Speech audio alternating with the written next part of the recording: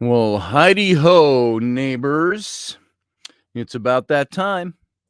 This is for those of you new to watching the stream, this is kind of the prelude before we begin. And just to make sure I'm all set up right. And tonight, I've got to make sure I'm recording the audio. There, that's going. I forget that every night because it's a separate thing to do.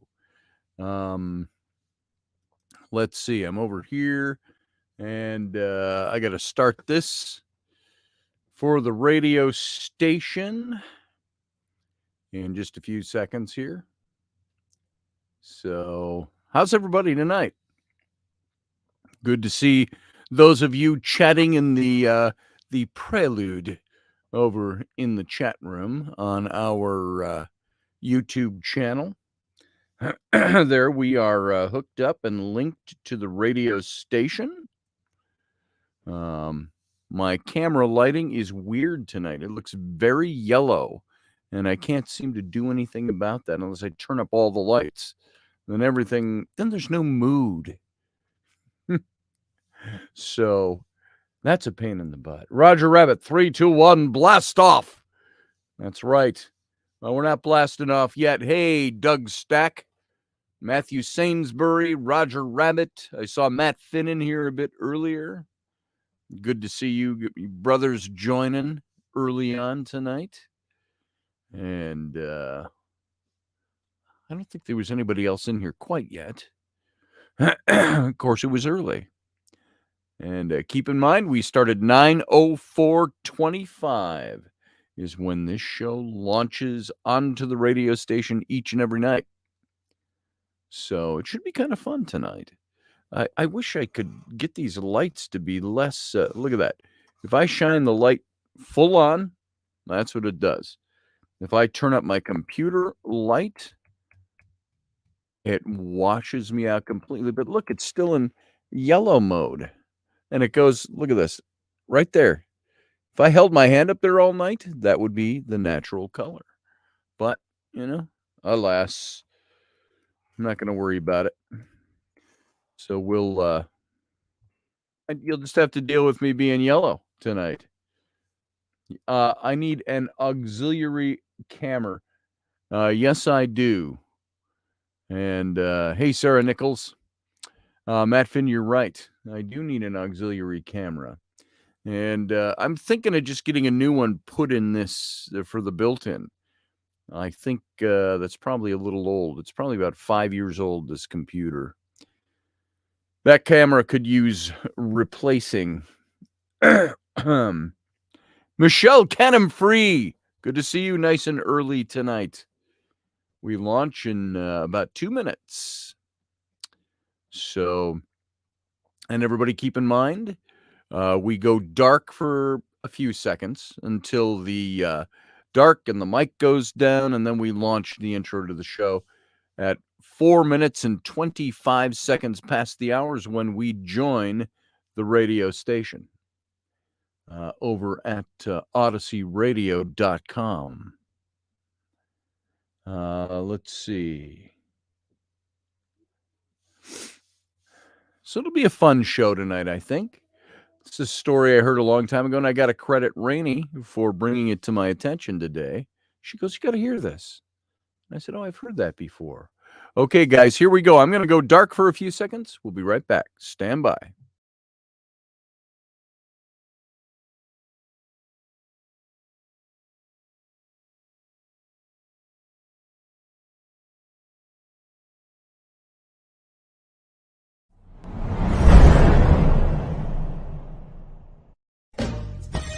Are you looking for a really awesome and amazing graphic designer? How about an illustrator or a photographer? This is Rainey Roberts, and I wanted to tell you how you can get my designer, illustrator husband, Scotty Roberts, to work for you on your project.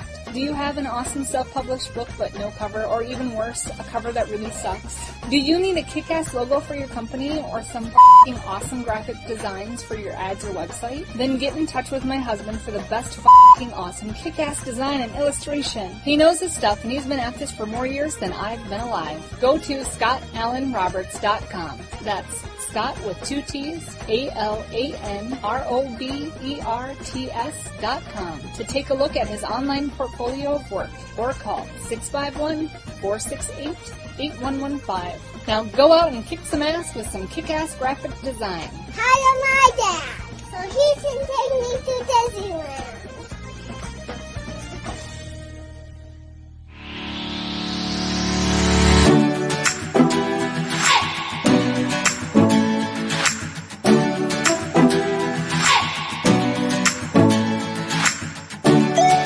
You're listening to the Intrepid radio program with Scotty Roberts.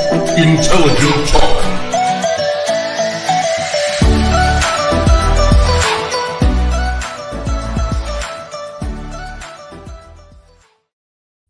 Well, good evening, ladies and gentlemen. Happy Friday to you all. It's the final day of the week for those of you who have Monday to Friday, 9 to 5 jobs. But it's still Friday. It's the end of the week. The weekend's coming. Welcome to it. This is Scotty Roberts. You, of course, are listening and watching my show, the Intrepid radio program, right here on the Odyssey Radio Network. That's ODYSY radio.com. Go on over to Odyssey Radio. See all the goodness that's Odyssey. See all the shows that are stacking up over there since the relaunch of the station. Down in Dallas, Texas.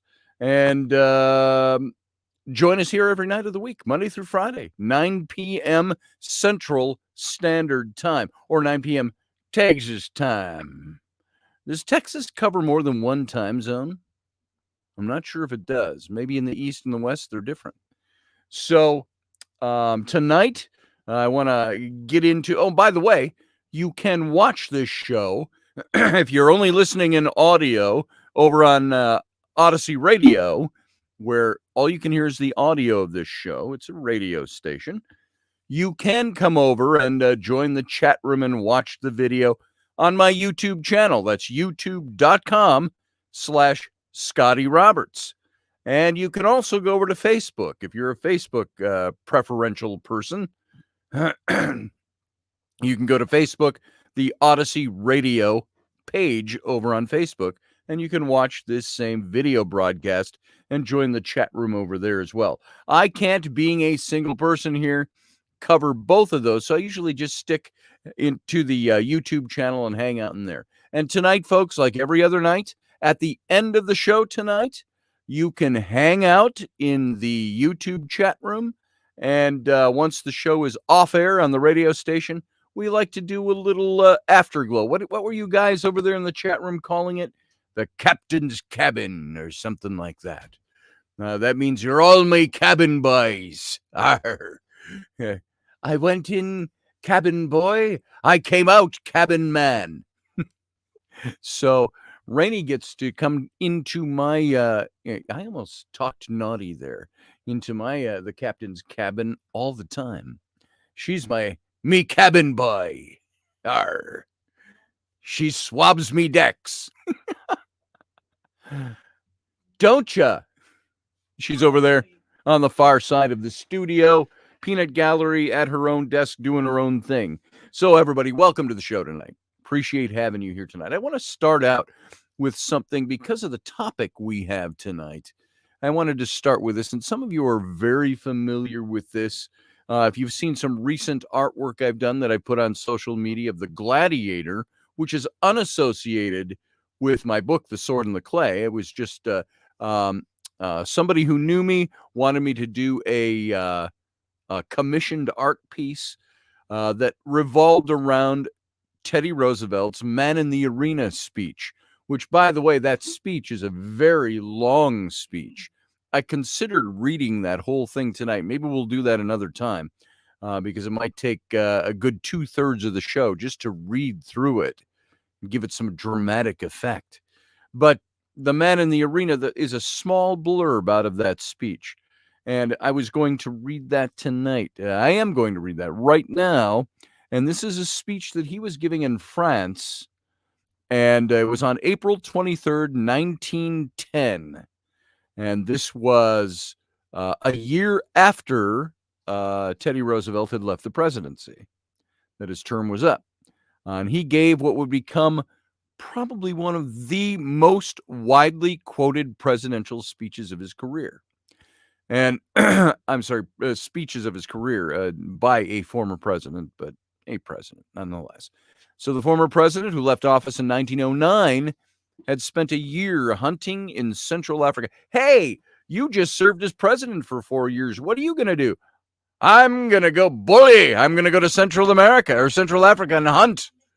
And so he went hunting before embarking on a tour of Northern Africa and Europe in 1910, and attending events, giving speeches in places like Cairo, Berlin, Naples, and Oxford. And he stopped in Paris on April 23rd. Imagine what travel was like 110 years ago.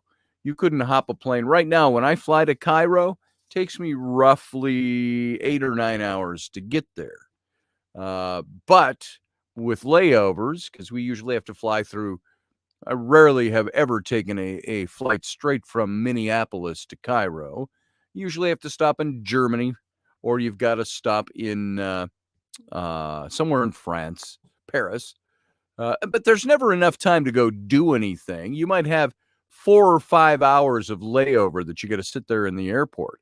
Well, by the time, if you try to go look at anything for 4 or 5 hours in Paris, let's go to the Eiffel Tower. You're going to get there. If you make it without traffic problems, see it for 10 minutes and got to turn around. Hopefully no traffic problems to get back in through security again in a foreign country. So it's not worth it. You sit in the airport for 4 or 5 hours. But I've gone through, I think, both France, and I've gone through Germany. And then you fly to Cairo, and then you're in Cairo for a few hours when your flight I always flew down to Luxor, which was another 400 or 500 miles south on the Nile. That's where my friends lived there. And so I would fly into Luxor, which was about a 40-minute flight, something like that. It wasn't bad at all, maybe an hour at the most. So imagine, though, in 1910, traveling like this in Africa, in Europe. He went to Cairo, Berlin, Naples, Oxford, stopped in Paris on April 23rd, and at 3 p.m. at the Sorbonne, before a crowd that included, according to the Edmund Morris biography, Colonel Roosevelt, ministers. Colonel Roosevelt was the name of the biography by Edmund Morris. It included ministers in court dress, Army and Navy officers in full uniform, 900 students, and an audience of 2,000 ticket holders. Roosevelt delivered a speech called Citizenship in a Republic, which among some would come to be known as the Man in the Arena, because it included that small section. And so in addition to touching on his own family history, war, human and property rights, the responsibilities of citizenship, and France's falling birth rate, Roosevelt railed against cynics who looked down at men who were trying to make the world a better place. And the poorest way to face life is to face it with a sneer, he said. That's the poorest way to face life. Face it with a sneer. He said a cynical habit of thought and speech, a readiness to criticize work which the critic himself never tries to perform, an intellectual aloofness which will not accept contact with life's realities. All these are marks not of superiority, but of weakness. And then he delivered an inspirational and impassioned message that drew huge applause. Right in the middle of that speech, he said, and many of you are very familiar with this, he said, "It is not the critic who counts, not the man who points out how the strong man stumbles or where the doer of the deeds could have done them better. The credit belongs to the man who is actually in the arena, whose face is marred by dust and sweat and blood, who strives valiantly, who errs, who comes short again and again, because there is no effort without error and shortcoming, but who actually does strive to do the deeds, who knows the great enthusiasms, the great devotions, who spends himself in a worthy cause, who at best knows in the end the triumph of high achievement, and who at worst, if he fails, at least fails while daring greatly, so that his place shall never be with those cold and timid souls who neither know victory nor defeat. And the audience just came unglued at that in their applause of him. Have you heard in this modern day a president deliver a speech like that, even a former president? I heard a few from Ronald Reagan. Ronald Reagan was dubbed the great communicator. He had those kinds of elements to his speeches and the things that he had to say. But recent history, how much of that do you hear that is not a redo of some other famous person's glorious words? This came from Roosevelt wrote this. He was quite the writer, which we're going to get to in a bit here when we hit the topic for the night. I'm just giving you a little background about him. This speech was a wild success. And according to Morris, who calls it one of Roosevelt's greatest rhetorical triumphs, Citizenship in a Republic was the name of the title, ran in the Journal des Débats as a Sunday supplement, got sent to the teachers of France by Le Temps, was printed by Library Hachette on Japanese vellum, was turned into a pocketbook that sold 5,000 copies in 5 days, was translated. Wow, if I sold of The Sword and the Clay 5,000 copies at $30 a piece, what is it? That's $15,000. No. Is that right? No, $3 a piece, it'd be $15,000. That's $150,000. Let's push for 5,000 copies being sold. And by the way, there's 5 days left to that campaign over on the Kickstarter. If you haven't gone there, go on over. Somebody who's been there, if you know, if you don't post a link, I'll post one in a little bit. Sorry, that was a great segue into that little advertisement, wasn't it? 5 days to reach $20,000. And we've got about 3,600 of that right now. And it's not impossible. I've seen more crazy things than that happen on Kickstarter. But it's a stretch. We're pushing it. So Mike Yehudi entered the room. Wait. Mike Yehudi! Good to see you, brother. Glad you made it into the chat room. And so all these copies of this speech of Roosevelt's were being sent around. They were being printed.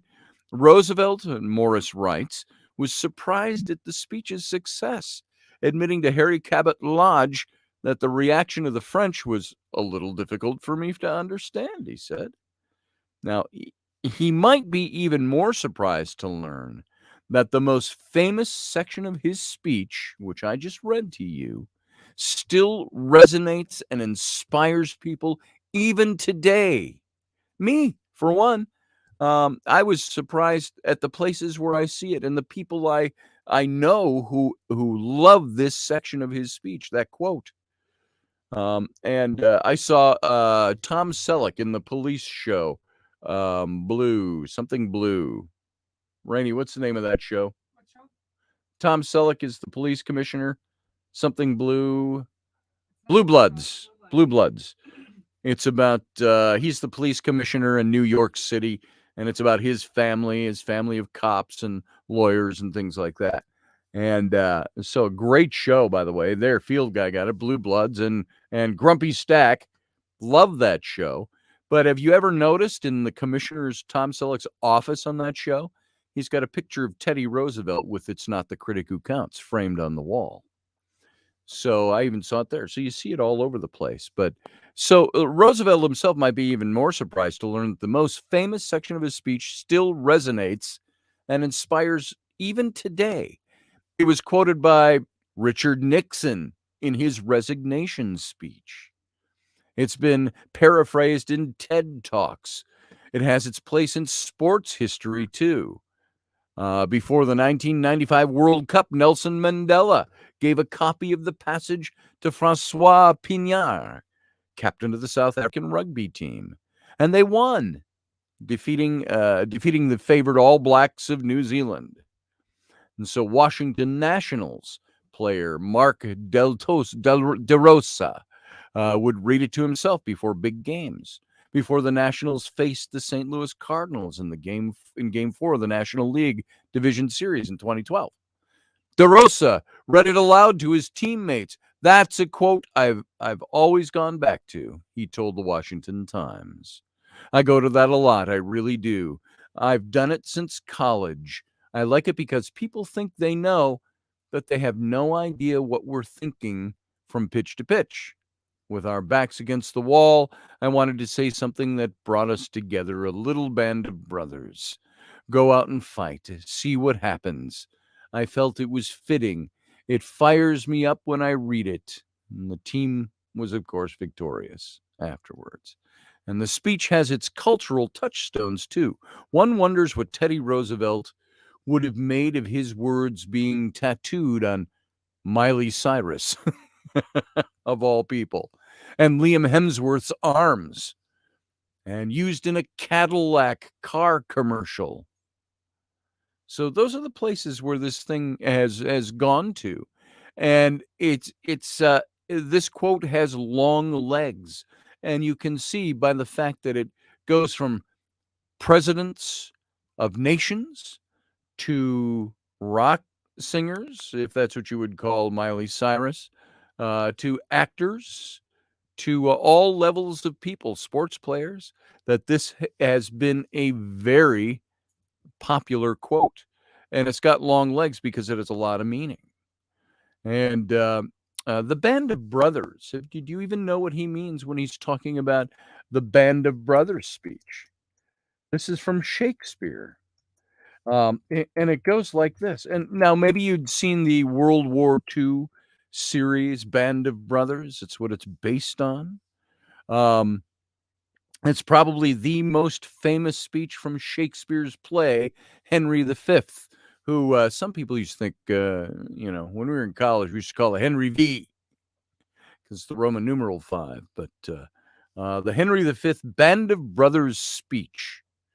And let's see if I can call this up here. I do have it here. Let's see if I can actually blow it up so I can read it. Here. Now, some of this is a little harder to understand. It is Shakespeare. We don't speak in Shakespearean English nowadays. But before we get into the Sasquatch story, I wanted to cover that speech of Teddy Roosevelt's, and it made me think of this.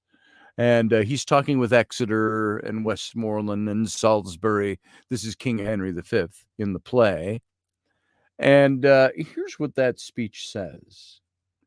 Let's see how much of this is pertinent to what we're talking about with Teddy Roosevelt.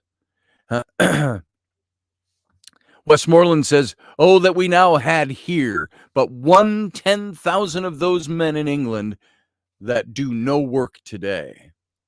And Henry says this. He says, "What's he that wishes so? My cousin Westmoreland, no, my fair cousin, if we are marked to die, we are now to do our country loss. And if we do to live, the fewer men, the greater share of honor. God's will, I pray thee. I wish not one man more. By Jove, I'm not covetous for gold, nor care I for who doth feed upon my cost. It yearns me not if men my garments wear. Such outward things dwell not in my desires. But if it be sin to covet honor, I am the most offending soul alive. No, faith, my cause. Wish not a man from England God's peace. I would not lose so great an honor as one man more. Methinks would share from me for the best hope I have. Oh, do not wish one more. Rather proclaim it, Westmoreland, through my host, that he which hath no stomach to this fight, let him depart. His passport shall be made, and crowns for convoy put in his purse. We would not die in that man's company that fears his fellowship to die with us. This day is called the Feast of Crispian.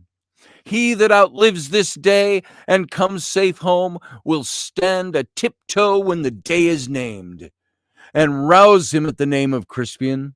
He that shall live this day and see old age will yearly on the vigil feast of his neighbors and say, tomorrow is St. Crispian. Then will he strip his sleeve and show his scars and say, these wounds I had on Crispian's day. Old men forget, yet all shall be forgot. But he'll remember with advantages what feats he did that day. Then shall our names, familiar in his mouth, his household words, Harry the King, Bedford and Exeter, Warwick and Talbot, Salisbury and Gloucester, be in their flowing cups freshly remembered. This story shall the good man teach his son. And Crispian shall never go by from this day to the ending of the world, but we in it shall be remembered. We few, we happy few, we band of brothers, for he today that sheds his blood with me shall be my brother, be he ne'er so vile. This day shall gentle his condition, and gentlemen in England, now abed, shall think themselves accursed that they were not here, and hold their manhoods cheap, whilst any speaks that fought with us upon St. Crispian's day. And he says at the end of all this exchange, King Henry says, why, now thou hast unwished 5,000 men, which likes me better than to wish us one. You know your places. God be with you all. And that famous passage, we these happy few, we this band of brothers, he said. He who sheds his blood with me today. So, hey, Brianna Learman in the chat room. Good to see you. Rapid Dog, good to see you as well. Killing other people is so glorious. Rapid Dog says, yeah, I know what you mean by that. I actually mentioned that in the book, The Sword and the Clay. That here we are. We're killing other people, the Wilbird says. But, and so we can look at that. We know that. But the glory, I think, is not in taking someone else's life. The glory was in honoring your country and your king by fighting for your country and king when he needed and called on you to fight. There's a certain honor in that. Soldiers today, should they be honored for killing people? No. Could they be honored for killing people who try to kill us? Yeah. Should they be? Yes. Do they go to war just for the sole purpose of killing people? Well, frankly, that's what our armies are for. If you remember something the late Rush Limbaugh once said, he says, the army is all about killing people and breaking things. That's what it's there for. It's not a ground for social experimentation. And so I think it's called brainwashing, Rapid Dog said. Maybe so. Maybe war itself is brainwashing. Do we need to go to war for any reason? Does a country need to war with another one for any reason that can't be talked out? That's like saying, do couples need to be divorced when they can talk things out? Does anybody need to go to war in a marriage? No. War is not necessary if you know how to, I was going to use the F word, how to blank and talk to each other. If you know how to negotiate, if you know how to live together as human beings. War is unnecessary. I agree. Brianna has to get back to homework. Oh, I'm sorry. I wish we could have kept you longer. So I finally saw you. Yeah. Sorry, I wasn't paying attention to the chat room. Hey, you have a good night, Brianna. Thanks, everybody who's over in the chat room still. We got to get to our topic tonight. It's now 9:29, so it's probably a good time to do that. So, Rapid Dog, I'm with you, but I have a little different angle of approach that I have on these things. So, war is sometimes necessary when you can't prevent the other person from waging war with you. Or the other country, we could say.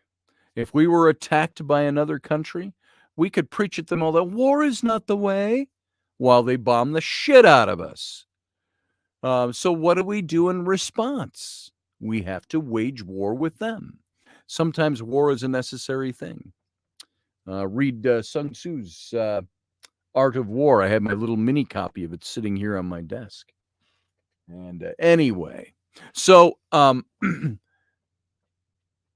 Roosevelt, Teddy Roosevelt, how was that for a segue?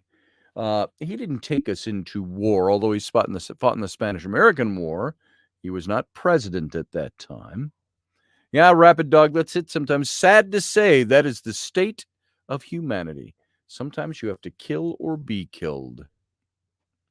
That's what would make me afraid of nuclear war, by the way. And we had this conversation last week because my 10-year-old daughter came home and was pretty upset because somebody at school said we might be getting into a nuclear war. And they were all looking it up at 10 years old, didn't know what that was, and found out real quick.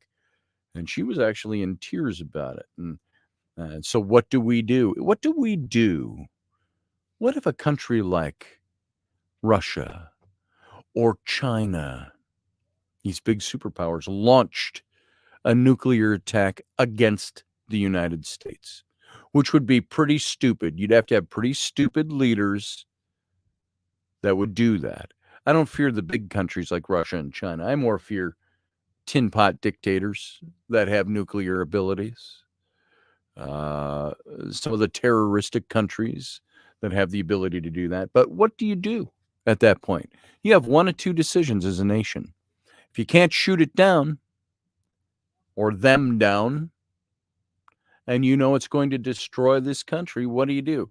Do you launch all your missiles at that country and destroy that side of the world too?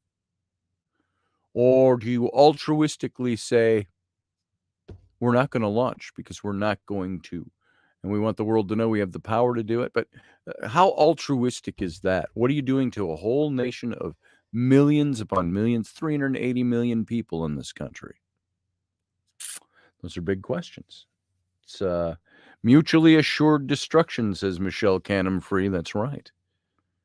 And that would get annihilation, says they would get annihilation. Annihilated, says Elderberry. Yeah, that's it. What do you do with it? So there's big questions. What would you do if you were the president? Had your finger on the button? Let's move into something a little different. What would you do if you were confronted by a Sasquatch in the woods? Totally different button to have your finger on. There is a story, and I know it's a little misleading in the title for tonight's show, Teddy Roosevelt versus Sasquatch, because it wasn't really him that was doing the fighting against Sasquatch. But remember, Teddy Roosevelt was very big in his early days before his presidency, and then when he became president, of establishing national parks around our country. And I think that that's an amazing thing. There's a quote I have. If you went to my Etsy page right now, this is not an advertisement. I'm just saying, if you went to Etsy's shop, Son of a Patriot, you could scroll back in my shirts, and I've got a shirt from a couple of years ago that I put up there. And it's a shirt of a Teddy Roosevelt quote. And I've got a profile of Teddy Roosevelt against that arrowhead-shaped logo of the national park systems and a buffalo at the bottom. And the quote says this. This is Teddy Roosevelt. He said, "Here is your country. Cherish these natural wonders. Cherish these resources. Cherish the history and romance as a sacred heritage for teaching children and your children's children. Do not let selfish men or greedy interests skin your country of its beauty, its riches, or its romance. That was Teddy Roosevelt, too. But what's this story about the Sasquatch that he is associated with? Theodore Roosevelt, he lived from 1858 to 1919 was when he died. How old was he? He was 70 years old when he died, 71. He emerged on the American landscape as a symbol of exuberant, some might say manic, masculinity before tumbling into the presidency as a consequence of his predecessor's assassination. He was an active outdoorsman for nearly his entire life. He not only loved hiking and camping and shooting big game with high-powered firearms, he loved writing about those experiences. Now, no matter what you think about the shooting of animals and big game hunting and all of that, it used to be considered such a classy sport of men. And nowadays, it's not so much because, there's all the animal rights stuff out there. Why would you kill an animal except to have it as a trophy? He loved writing about his experiences, and his books on those topics included these. The titles of his books: The Wilderness Hunter, Hunting Trips of a Ranchman, The Ranch Life, and The Hunting Trail. There was in the last 30 or 40 years, it seems so recent to me in my memory, but I think it was in the 80s or the 90s, I was listening to radio, and there was one of these, a new autobiography, a biography of Teddy Roosevelt called Mornings on Horseback. And so in The Wilderness Hunter, Roosevelt describes a particular incident with a Native American guide while hunting in the Selkirk mountain range, which extends through Idaho and into eastern Washington. And this is the account I want to tell you about. And by the way, I believe this hunting trip came on the heels. He was not president yet during this hunting trip. But remember, Teddy Roosevelt, he got news in a single day's time, I believe it was, in a 24-hour period, that both his mother had died and his sister or sisters had died. I'm not up on that. But Matthew Sainsbury, you're out there. You're our resident historian, digging up facts. See who died in Roosevelt's life. And it sent him into quite a depression. And that's when he made his travels out west. And he went seeking the national, what was to become national parks. And this was the solace he took. So here's what Roosevelt wrote. He said, Amal objected strongly to leaving the neighborhood of the lake. He went the first day's journey willingly enough, but after that it was increasingly difficult to get him along, and he gradually grew sulky. Finally, he gave us to understand that he was afraid because high up in the mountains, there were little bad Indians who would kill him if they caught him alone, especially at night. So at first we thought he was speaking of stray warriors of the Blackfeet tribe, but it turned out that he was not thinking of human beings at all, but of hobgoblins. Indeed, the night sounds of these great stretches of mountain woodland were very weird and strange. I never before so well understood why the people who live in lonely forest regions are prone to believe in elves, wood spirits, and other beings of an unseen world. And so he says, I get that now. And as we all know in this show, things we've talked about in the past, that all of these types of beings probably exist in one form or another. So something was lurking out there, but what? And it's easy enough to chalk up those odd night sounds to all these conventional animal cries, distorted by distances and mountains. But Roosevelt was also an experienced outdoorsman. There was something clearly spooked him while he was out there, to the point where he kept this reminiscence relatively short in contrast to some of his other tales, which go on and on and on. Now, remember, this is 110 years ago, 112 years ago, when he took this particular trip. Keep in mind, when we think of camping and all that, we have a context. Even when we go into the wild, we have satellite phones, we have cell phones, we have GPS systems.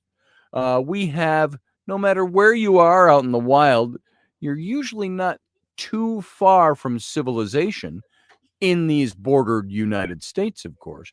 Now, you could be out on foot and it would take you a week to hike in or out. But there are places that are like that. But think of it. We now let people know where we're going to go, and there's air surveillance, and there's all of this stuff, satellites, blah, blah, blah, blah, blah, which did not exist back then. And so something was lurking out there. But what? We can chalk all those night sounds up to these conventional animal cries, but this wasn't what he was experiencing. And he pretty much didn't say a lot about it, more or less to not show how nervous that particular thing would make him being the manly outdoorsman type.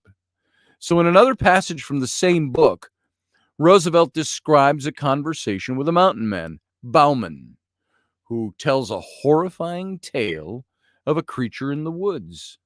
Roosevelt sets the scene. He says this in his book. Frontiersmen are not, as a rule, apt to be very superstitious. They lead lives too hard and practical and have too little imagination in things spiritual and supernatural. That was his take on the mountain man. I have heard but few ghost stories while living on the frontier, and those few were of a perfectly commonplace and conventional type of ghost story. But I once listened to a goblin story. That's what he always referred to these unknown creatures as, goblins and hobgoblins. I listened to a goblin story which rather impressed me. A grizzled, weather-beaten old mountain hunter named Bauman, who, born and had passed all his life on the frontier, told the story to me. He must have believed what he said, for he could hardly repress a shudder at certain points of the tale.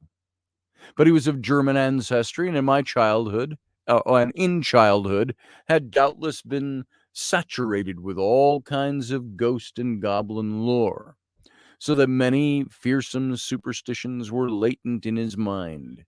Besides, he knew well the stories told by the Indian medicine men in their winter camps of the snow walkers and the specters, the spirits, ghosts, and apparitions, the formless evil beings that haunt the forest depths and dog and waylay the lonely wanderer who, after nightfall, passes through the regions where they lurk.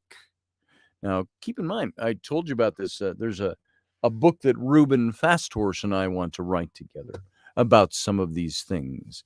It would be looking into the Native American mysteries of the elven folk, of the elementals, of all these types of apparitions and ghosts and beings through Native American lore. And bringing that in and intertwining it and showing the comparisons between Native American lore and Celtic lore. And we wanted to do that in the same way I've done with The Sword and the Clay, is that we create fictional characters to tell these tales. Now, of course, in The Sword and the Clay, Will Byrd is a real guy, real history. His story is true. Marius Abruzzo was a fictional character. And so we wanted to do that with Reuben and I as a white guy and a Native American guy, but set in colonial era, that were friends in the frontier and would compare and experience and talk about these different mythologies.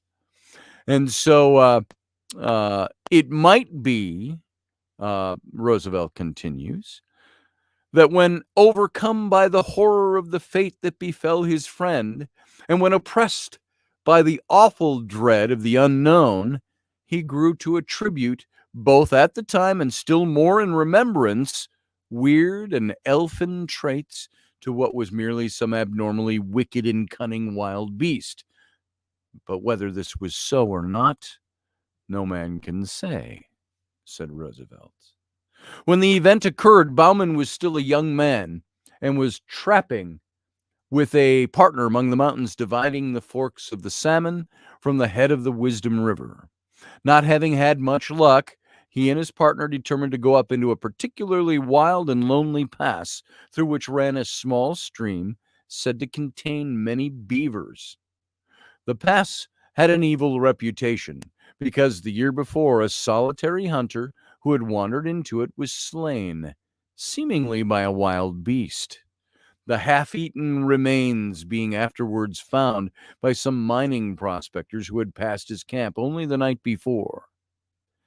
The memory of this event, however, weighed very lightly with the two trappers, who were as adventurous and as hardy as others of their kind. They took their two lean mountain ponies to the foot of the pass, where they left them in an open beaver meadow. I didn't know beavers wandered in meadows. An open beaver meadow. I'm not even going to go into bad jokes. The rocky timber-clad ground being from where onward impracticable for horses. They then struck out on foot through a vast, gloomy forest, and in about 4 hours reached a little open glade where they concluded to camp, as signs of game were plenty. And there was still an hour or two of daylight left, and after building a brush lean-to and throwing down and opening their packs, they started upstream. The country was very dense and hard to travel through, as there was much down timber, and although here and there was the somber woodland was broken by small glades of mountain grass. At dusk they again reached camp. The glade in which it was pitched was not many yards wide, the tall, close-set pines and firs rising around it like a wall. On one side was a little stream, beyond which rose the steep mountain slopes, covered with the unbroken growth of evergreen forest. They were surprised to find that during their absence something, apparently a bear, had visited camp and had rummaged about among their things, scattering the contents of their packs, and in sheer wantonness destroyed their lean-to. The footprints of the bear were quite plain, but at first they paid no particular heed to them, busying themselves with rebuilding the lean-to, laying out their beds and stores, and lighting of the fire. Let me ask you, if you saw that a bear had destroyed your camp while you were out hiking, would you rebuild the camp right there with your lean-to? I don't know. You can't go to the protection of the car. Not 110 years ago. So while Bauman was making ready supper, it being already dark, his companion began to re-examine the tracks more closely, and soon took a brand from the fire to follow them up where the intruder had walked along a game trail after leaving the camp. When the brand flickered out, he returned and took another, repeating his inspection of the footprints very closely. Coming back to the fire, he stood by it a minute or two, peering out into the darkness, and suddenly remarked, "Bauman, that bear has been walking on 2 legs." Bauman laughed at this, but his partner insisted that he was right, and upon again examining the tracks with a torch, they certainly did seem to be made by but 2 paws or feet. However, it was too dark to make sure. After discussing whether the footprints could possibly be those of a human being, and coming to the conclusion that they could not be, the 2 men rolled up in their blankets, and went to sleep under the lean-to. At midnight, Bauman was awakened by some noise and sat up in his blankets. As he did so, his nostrils were struck by a strong wild beast odor, and he caught the loom of a great body in the darkness at the mouth of the lean-to. Grasping his rifle, he fired at the vague, threatening shadow, but must have missed, for immediately afterwards he heard the smashing of the underwood as the thing, whatever it was, rushed off into the impenetrable blackness of the forest in the night.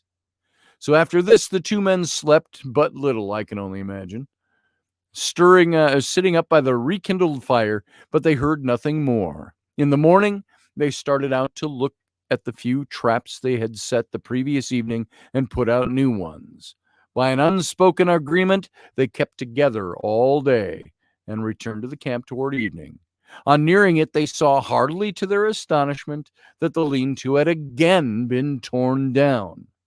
The visitor of the preceding day had returned, and in wanton malice had tossed about their camp kit and bedding, and destroyed the shanty. The ground was marked up by its tracks, and on leaving the camp, it had gone along the soft earth by the brook.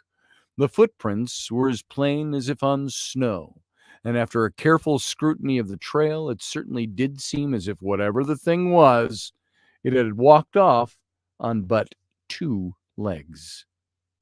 And we got 6 minutes left. Let's see if we can finish this story of Roosevelt's. The men, thoroughly uneasy, gathered a great heap of dead logs and kept up a roaring fire throughout the night, one or the other sitting on guard most of the time. About midnight, the thing came down through the forest opposite, across the brook, and stayed there on the hillside for nearly an hour. They could hear the branches crackle as it moved about, and several times it uttered a harsh, grating, long-drawn moan, a particularly sinister sound. Yet it did not venture near the fire. In the morning, the 2 trappers, after discussing the strange events of the last 36 hours, decided that they would shoulder their packs and leave the valley that afternoon. I think we're out of here. And they were the more ready to do this because, in spite of seeing a good deal of game sign, they had caught very little fur. However, it was necessary first to go along the line of their traps and gather them, and this they started out to do. All the morning they kept together, picking up trap after trap, each one empty. On first leaving camp, they had the disagreeable sensation of being followed. In the dense spruce thickets, they occasionally heard a branch snap after they had passed, and now and then there were slight rustling noises along the small pines to one side of them. At noon, they were back within a couple of miles of camp in the high, bright sunlight. Their fears seemed absurd to the 2 armed men, accustomed as they were, through long years of lonely wandering in the wilderness, to face every kind of danger from man, brute, or element. There were still 3 beaver traps to collect from a little pond in a wide ravine nearby. Bauman volunteered to gather these and bring them in, while his companion went ahead to camp and made ready the packs. On reaching the pond, Bauman found 3 beavers in the traps, and one of them had been pulled loose and carried into a beaver house. He took several hours in securing and preparing the beaver, and then he started homewards. He marked with some uneasiness how low the sun was getting. As he hurried toward camp, under the tall trees, the silence and the desolation of the forest waited on him. His feet made no sound on the pine needles, and the slanting sun rays striking through among the straight trunks made a gray twilight in which objects at a distance glimmered indistinctly. There was nothing to break the gloomy stillness which, when there is no breeze, always broods over these somber primeval forests. At last, he came to the edge of the little glade where the camp lay and shouted as he approached it, but got no answer. The campfire had gone out, though the thin blue smoke was still curling upward. Near it lay the packs wrapped and arranged. At first, Bauman could see nobody, nor did he receive an answer to his call. Stepping forward, he again shouted, and as he did so, his eye fell on the body of his friend, stretched beside the trunk of a great fallen spruce. Rushing toward it as the horrified trapper found that the body was still warm, but that the neck was broken, while there were 4 great fang marks in the throat. The footprints of the unknown beast creature, printed deep in the soft soil, told the whole story. The unfortunate man, having finished his packing, had sat down on the spruce log with his face to the fire and his back to the dense woods to wait for his companion. While thus waiting, his monstrous assailant, which must have been lurking in the woods, waiting for a chance to catch one of the adventurers unprepared, came slightly up from behind, walking with long, noiseless steps and seemingly still on 2 legs. Evidently unheard, it reached the man, broke his neck by wrenching his head back with its forepaws while it buried its teeth in his throat. It had not eaten the body, but apparently had romped and gamboled around it until, in uncouth, ferocious glee, occasionally rolling over and over it, and had then fled back into the soundless depths of the wood. Bauman, utterly unnerved and believing the creature with which he had had no deal was something either half human or half devil, some great goblin beast, abandoned everything but his rifle and struck off at a speed down the pass, not halting until he reached the beaver meadows, where the hobbled ponies were still grazing. Mounting, he rode onward through the night until beyond reach of pursuit. Now, Roosevelt never named the beast.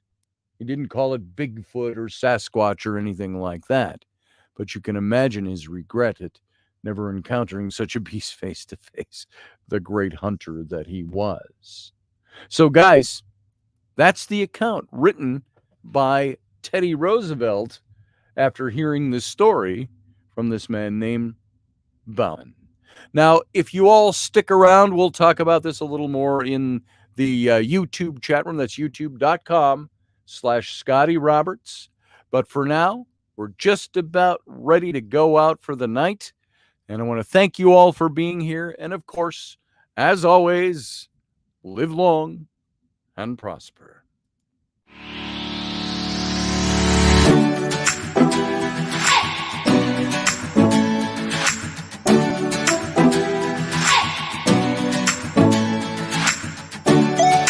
You're listening to the Intrepid radio program with Scotty Roberts. Intelligent Talk.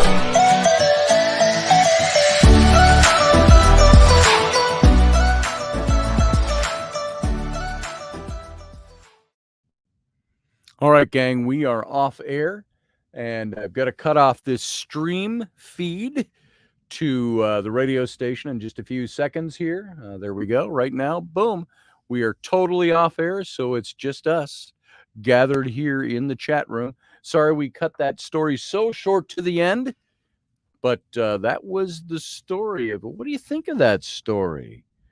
What'd that do for you? Gives you a little bit of the EBGBs. Rabbit Dog says vampire Sasquatch. I don't know. What does the Sasquatch do to eat? Do they have fangs? Fangs probably like a dog, maybe. If they are real creatures and they eat meat, which experts say they do, they got to eat them with something, I guess. They don't cook them, so they got to be able to rip them open with their teeth. So it was a fantastic story, I think. And those were all Teddy Roosevelt's words. That's what he wrote in his book. Yeah, Susie Q, it was a cool story. So let's see. Scotty must be a hit at campfires, says Rabbit Dog. Yeah, let's stand in the dark. You know, you can sit at a campfire which glows and all the light coming up, but behind you, as the dark of the woods looming behind. This will make a great campfire story, I think. So, well, hi, Matthew Sainsbury. He said, hi, Scotty, at the end of the show. So, Matt Finn, hello, lovely sis. Let's go back and let's see what people had to say. Good story, says Rapid Dog. Matt Finn says, hey, Jada. And Jada, how are you doing if you're still hanging around? Good to see you. Hey, y'all, she says. And let's see. Michelle Cannon Free, good to see you. Susie Q, always good to see you. And there's Matt Finn. Pro tip, always go toward the middle. I don't know what that's about. Was that about the story? Rapid Dog says, that was Yogi Bear raiding the picnic basket. Oh, Yogi. Mr. Ranger, sir. So, Yogi Bear. Yogi Bear. I never knew him to rip somebody's head backward, crack their neck, and bite into their throat. That would be a demented Yogi Bear story. There's the update to Yogi Bear. Let's see. Let's see. I wonder what was wrong with the show. Took so long. Hi, Susie.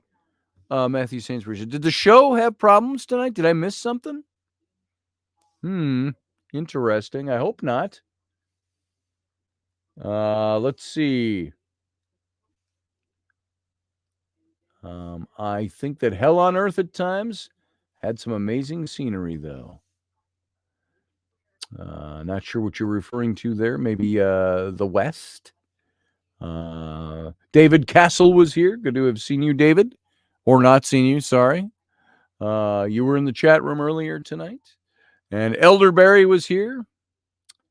The video camera came out then. Let's see. It was the aliens, said Mike Yehudi. Too bad. He belonged to the Hemlock Society and was such a progressive. He was awesome on the San Juan Hill, though. Yeah, very true about Teddy Roosevelt. Yeah, he was quite the progressive, but I think he was a progressive different than the progressives we have now. The not to be too much of a play on words, but the progress of the progressives over the last 100 years has changed a bit. They have a statue of the Mothman in Mount Pleasant, Virginia, Matthew Sainsbury says. Yes, they do. We drove through Mount Pleasant coming home from my daughter Bryn's wedding. We didn't even realize it till we were there. We were just following the highway through the Appalachian Mountains, the Blue Ridge, whatever we were in, passing over into Ohio. And we crossed a river and we were supposed to take a right on the river frontage road. And it was in a town. You could see water towers and a bridge and everything like that. And as we're going past the sign for the town, it says, "Welcome to Point Pleasant." I said, "Rainey, do you realize we're in Point Pleasant?" But it was already after dark. I was the one who said it. You were Oh, lost. you said it? I was the one. Isn't this where Mothman is? I wasn't lost. I was just looking for the right way to go. Is this where we turn? I said. So Rainey saw the Point Pleasant sign. And so we went through Point Pleasant. Had we gone through a couple of hours earlier, I would have stopped. We would have gone to see the statue and things like that over there. So that would have been fun. How many times are we going to just drive through Point Pleasant, Virginia, or Ohio? Not many.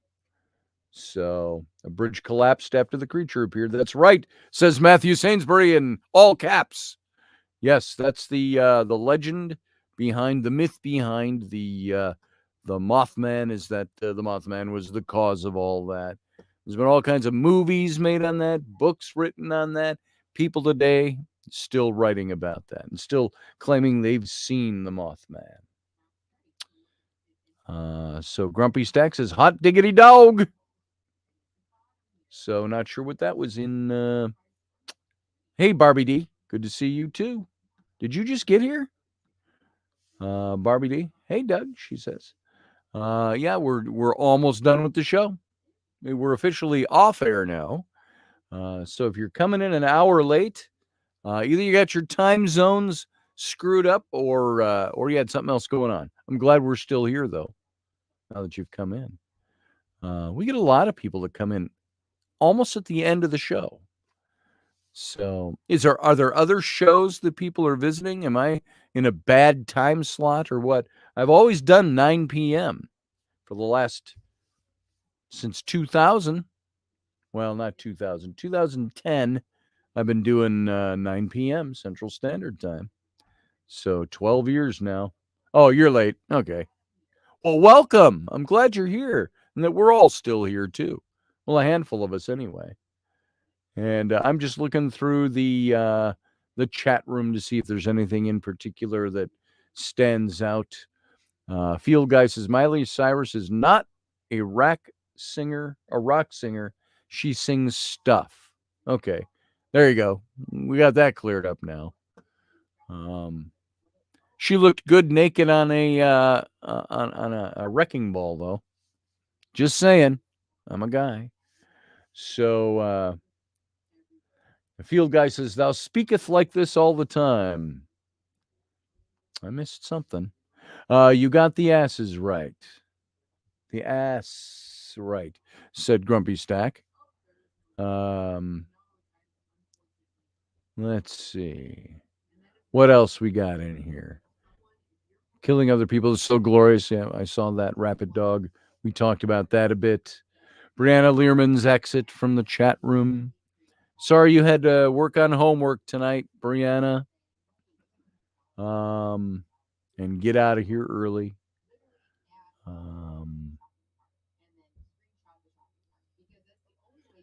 Let's see. Kill or be killed. War is what is it's good for. Old 70s war songs, you know. Kill or be killed. Matthew says, nice strawberry, Michelle and Hart. And then he says, he must have had technical difficulties. When was the last time America was bombed? Pearl Harbor. This is Rapid Dog.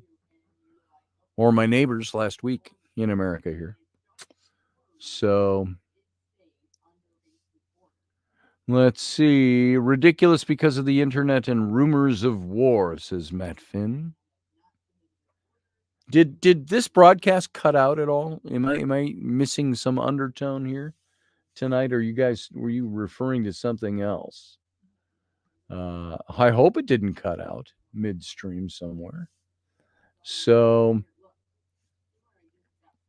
let's see what's going on toward the end here. Let's scold Barbara a little more. Hey, Barbara, let's scold you a little more. I wasn't scolding Barbara. I just wondered if she was coming in late or something else was going on that I was missing. I just want to make sure, you know, when I started this show around the same time with Rocky, there were other people that we knew that were doing shows as well, and we all tried to stay off of each other's time slots because it gave people a choice of where they wanted to be at certain hours of the night, and we didn't want to create conflict.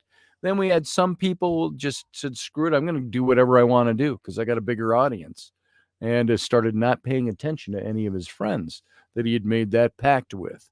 And so we had problems that arose because of that. And so I just wonder, sometimes there are other shows that are playing at this time.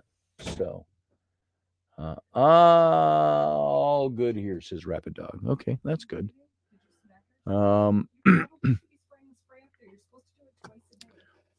LOL, that will never happen, though. I was kidding. I'm not sure what that was to. I missed some things. Hey, Morgan Snow. Good to see you. Hello, Rapid Dog, and so on. There's Leslie Holker. Didn't see you earlier. I'm glad you're here. Let's see. I'm glad you're all here. You too, Barbie D, even though I'm not scolding you for anything. No reason to. Doug, I look horrible just standing. Says Barbie D.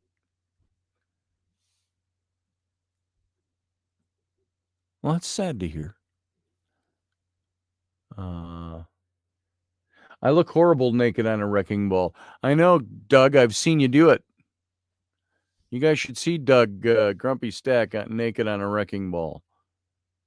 It's like, really? I didn't know you could stretch backward that way, Doug. He rolls with the flow of the ball. It's a horrific sight. But you have to focus on his new tattoo now. Oh, that's cool. So, let's see. Nice to have you back, Morgan Snow. So, I mad 3 chans at 9 sometimes. Oh, you mod 3 channels at 9 sometimes. I don't have my glasses on. I should put those on to read the small print. Cool. So, being able to schedule around other show. And I was messing with Barbara because she's fashionably late, but we love her anyway. That's the truth. Yeah, I was just messing with her too. So, like, people schedule their lives around this show. I'm not like Star Trek or anything. So, and there's always an archive. The archive of this show, it's up right away. All you miss by not being here when the show is live is you just miss the chat room, the live chat room. So, 5-year-old comment alert. My balls can do some wrecking, says Roger Rabbit. I don't know any 5-year-old that has said his balls could do some wrecking. Now, you know what's funny is my 7-year-old daughter will say that. We're like, sweetie, you don't have balls. I know. Love you too, Susie Q. Have to go again. Got up early. My son has a white coat ceremony tomorrow. Stay safe and have a good night. Good night, Morgan Snow. Glad to see you. Hi. Thank you for standing out there before just barging in like other people in this family I know. Your nose bleeding again?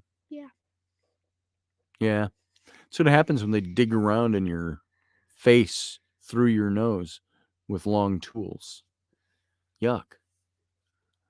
How you feeling? Fine. Good. What's up? What's up that you're here? Ellery keeps talking about giblets. Giblets? Annabelle brought up giblets. Giblets are those things like hearts and lungs and livers of chicken when you unpack a chicken. Chicken giblets. Yeah, I figured that's what she meant. And we keep telling her they're not, and she doesn't believe us. We used to say to guys in grade school, we'd say, if you don't stop that, I'm going to kick you in the giblets. So I'm going to knock your giblets into your face, we would say. So, is Leslie taking off too? Hope you all have a beautiful weekend. You are all the best, says Leslie. Good night, Leslie. You're the best. No, you are. Matt Finn, night Morgan. Goodbye. Go have fun. Rowan has friends over for an overnight. Twin girls from our old place. So,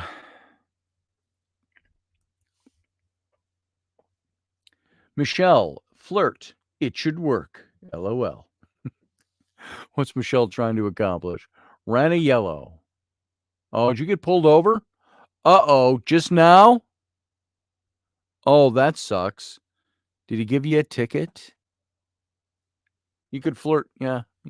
It's like what Barbie D said. Are you in the middle of it right now? Are you texting us on the chat room while he's determining whether or not he's going to run your or write you a ticket? You know it's a he. It could be a she. Could be a she cop. I don't know. I don't know how these things work. I don't get pulled over. Not much. When I do, I always panic. So it's like, oh, do I have any warrants out for my arrest today? So far, no. I've been good. Let's see. I'm a god darn walk star, says Grumpy Stack. Yes, you are. And let's see. Michelle, be sure the cop to visit the Kickstarter. Yeah. Tell the cop, hey, while you're here, since you pulled me over and you've got me as a captive audience, let me tell you about this Kickstarter page for my friend's book. Nope, just a warning. Oh, that's good. You must have a good, clean record. So that's always helpful. So Michelle Cannon Free, LOL, Roger. What did Roger say? Sure to tell. Be sure the cop to visit the Kickstarter. So cool. Anybody want to, if you want to call in for the last couple of minutes before we take off, you can do it. If you got something fun to say, I'm not going to get into another whole topic and launch a half an hour or anything, but if you want to call and say hi, you can do that. We got a little bit of time. It's a Friday night. None of you are out drinking. You're not out partying or clubbing or dancing. So if you're all at home listening to me. So you should all come in and say, hey. Somebody could come in. Hey, Jada. Last time I got pulled over, I was literally in front of my house. That sucks. You could call in and tell us the story. So there was the link. I just posted it. You click on that link, it'll bring you right into this studio. We're losses, says, I think he meant losers. Grumpy Stag said, nah, we're all old. We don't go out partying anymore on Friday night. Why? We get too tired too quick. We go out partying. We're going to dance the night away and drink. And right about 9:52, 10:07, we were looking at our watches going, oh my God, I got to go to bed. Isn't that the way it goes? Rainy. What? It's only 10:15. You want to go dancing? No, but I'll go listen to a band. Go listen to a band. See, now that'd be cool. I'd do that at 10 o'clock at night. If I knew my favorite Irish band was playing at the Irish pub, we'd go down there and order a couple of drinks and sit and listen to the band at the pub. At the pub. I could do that. They got checkpoints all around town tonight, so no drinking, smoking, and driving, says Grumpy Stack. And even if you haven't had drinks or smoking anything funny, the checkpoints still pull you over if they think, oh, there's a car, let's pull them over and check them out. It's a checkpoint. So, I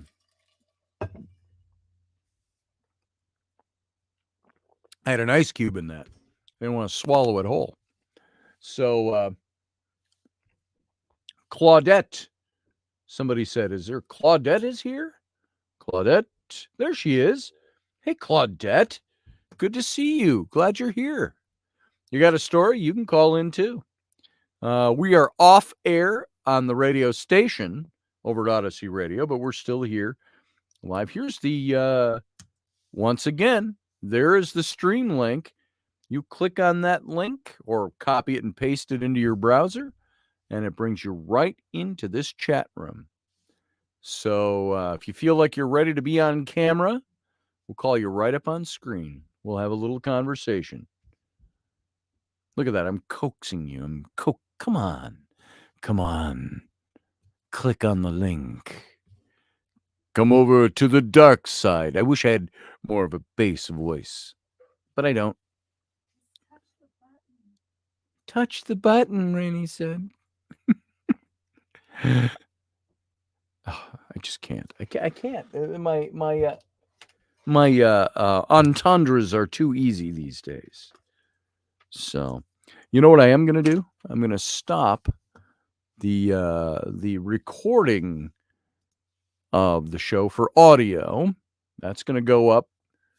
It'll play tomorrow as an archive over on the radio station website, and it'll go up on my Spreaker page. I forget to do that half of the nights. Grumpy Stack, I wish I could, but I've been beaten down today. Figuratively, but still. You could call in and talk about it. Let it out, Doug. Let it go. Let it go. Let's see. I missed the first of the show. What was the topic?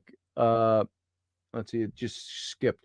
What topic was the call-in about? The topic tonight, Claudette, was all about Teddy Roosevelt's story in his book, The Wilderness Hunter, which he wrote before he was president. His encounter with what we would call Sasquatch.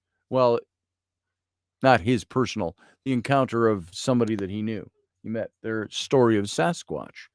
And he had a different word for it, different things. He called them goblins. Roosevelt and Sasquatch was the topic tonight. And we talked a little bit earlier. Captain's couch, but not to be confused with Captain's casting couch. That's right. That's the Afterglow show, the Captain's couch. So, Rainey, come on over. I'll push your buttons on the Captain's couch. I will. Promise. Scout's honor. So, I actually hit the topic tonight and stayed on it. said Doug Stack. How about that? That's a rarity, huh? Awesome, says Claudette. Awesome I stayed on topic, or awesome the topic itself. Jer McKenzie. You pronounce that Jer? Jhere? Jahir or Jer? How is Ruben Fasthorse? Ruben Fasthorse is doing all right. Haven't had many conversations with him since his surgery, but he seems to be doing okay. I have not talked to him in a couple of days, so I need to catch up. Jay here, Mackenzie. And you say that with an accent? Jay here, Mackenzie. Say with a drunk accent. Jay here, Mackenzie. So Dave Potter's here. Hey, welcome, Dave. We're all done now. 9 o'clock, Monday through Friday, Central Standard. No, there's Dr. Potter. Uncle Dave. Uncle Dave to my kids. So there you go. Barbie D's got it right. So someone should call in and sing a duet. Well, Michelle, so call in. Duh. You say it, you play it. Call in, we'll sing a duet. What do you want to sing? My voice pretty much held up throughout the show tonight. It's getting better, slow but sure.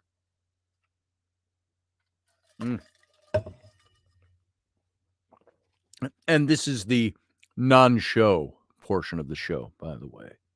What are we singing? Dave, have you and I ever sung together for all the time we have spent hanging out and painting?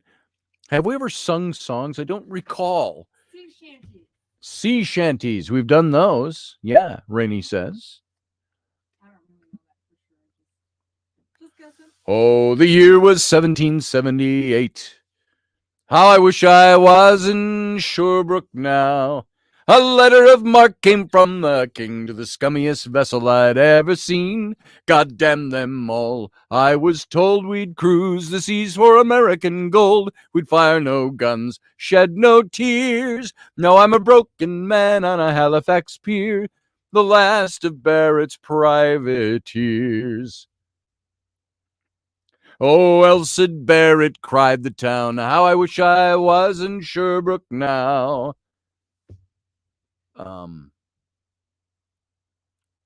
A letter of marque came from the king. Did I sing that in the for the scummiest vessel I'd ever seen? God damn them all. I was told we'd cruise the seas for American gold. We'd fire no guns, shed no tears. Now I'm a broken man on a Halifax pier, the last of Barrett's privateers. On the king's birthday we put to sea. How I wish I was in Sherbrooke now. 21 days from Montego Bay, and we pumped like madmen all the way. God damn them all. I was told we'd cruise the seas for American gold. We'd fire no guns, shed no tears. Now I'm a broken man on a Halifax pier, the last of Barrett's privateers. Let's see. They had to pump the ship and repair it. I don't remember that verse. They set to sea again. On the 98th day, on the 90th day, we set sail again. How I wish I was in Sherbrooke now, when a bloody great Yankee hove in sight, or pulled in sight. With our crack 4-pounders we made to fight. God damn them all. I was told we'd cruise the seas for American gold. We'd fire no guns, shed no tears. Now I'm a broken man on a Halifax pier, the last of Barrett's privateers. At length we stood 2 cables away. How I wish I was in Sherbrooke now.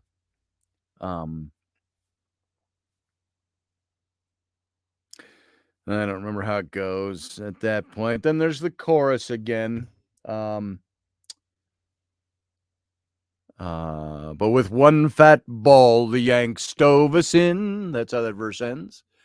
God damn them all. I was told we'd cruise the seas for American gold. We'd fire no guns, shed no fear, shed no tears. Now I'm a broken man on a Halifax pier, the last of Barrett's privateers. Hang on. Barrett's privateers lyrics. It's a great song. Let's see. On the King's birthday, on the 98th day, we sailed again. How I wish I was in Sherbrooke now. When a bloody great Yankee hove in sight with our cracked 4-pounders we made to fight. And the chorus. The Yankee lay low down with gold. How I wish I was in Sherbrooke now. She was broad and fat and loose in stays, but to catch her took the Antelope 2 whole days. That's the name of their ship, the Antelope. I missed that verse. Let's see. Hold on. Let me pull these lyrics out here and set them up there. The Antelope shook. Now they fired on the Antelope. The Antelope shook and pitched on her side. How I wish I was in Sherbrooke now. Barrett was smashed like a bowl of eggs, and the main trunk carried off both me legs. God damn them all. I was told we'd cruise the seas for American gold. We'd fire no guns, shed no tears. Now I'm a broken man on a Halifax pier, the last of Barrett's privateers. So here I lay in my 23rd year. How I wish I was in Sherbrooke now. It's been 6 months since we sailed away, and I just made Halifax yesterday. God damn them all. I was told we'd cruise the seas for American gold. We'd fire no guns, shed no tears. Now I'm a broken man on a Halifax pier, the last of Barrett's privateers. We used to sing that, Dave Potter and I, with the regiment. It was a great song. Another good pirate song. This is a really fun one. Dave, you'll remember this one too, if I can figure out how to spell it. Called Trolley Bay. Remember Trolley Bay? By lyrics by Tanglefoot. By the way, the Barrett's Privateer song, that was done by Stan Rogers, who I mentioned the other night. No, I don't mean Raleigh Bay. I mean Tanglefoot, Trolley Bay.